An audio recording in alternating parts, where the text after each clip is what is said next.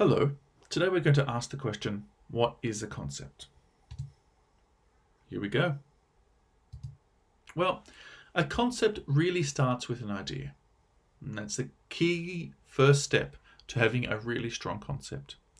Now, a concept underpins any piece of design, and it is a rigorous thought process that underpins everything, but it all starts with an idea. So, how do you get an idea? Well, here's a million ways.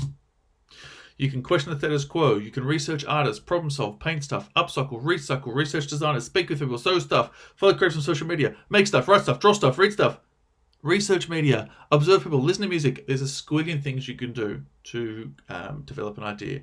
There's a bunch of videos about that already on the internet. Check it out. Don't stress about it. However you do it, getting idea is the first part. But a concept isn't just an idea. It's a developed idea. So once we have an initial idea, how do we develop it? Well, we can ask these questions. What do I want to say? How do I want to say it? Who might the wearer be? How much time do I have? What's the budget? What does it need to do? What does it need to? Who do I need to say it to? What are the resources? What tools do I have? Who might the viewer be? What will happen as a result of my concept? But really, to develop our concept, we can boil it down to these three questions. What do I want to say? What do I need? Who do I need to say it to? And what will happen as a result of my concept?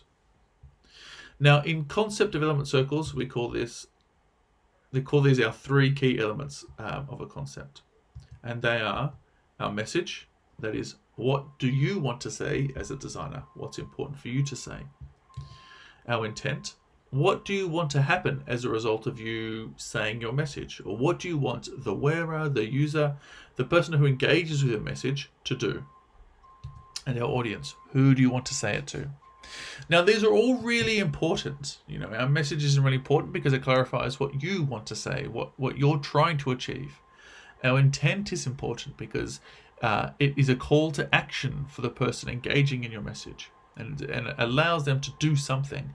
And our audience is so important because we need to really define our visual and design literacy of who they might be. So the way you would construct a message for a 5-year-old is really different to the way you would construct your message to a 35-year-old architect, as an example. So here is a strong concept that I've written for you, an example for you. So the message is, clothes are more valuable when we have an emotional connection to wearing them. Okay, and our intent, what we want to happen, is to create garments that make the wearer feel good about their body. And our audience are consumers who want to feel body confidence whilst on holiday. So very clear message, intent, and audience. And this gives us a nice framework to build our ideas on. So let's look at this. So we've created a clear statement in our message. We've focused on an object or objective perspective. So our object being the clothes, we are saying that they are more valuable, and our objective is for people to wear them. And it's very binary, as in the sense that it has yes or no. There are no kind of grey areas. The clothes need to have an emotional connection whilst wearing them.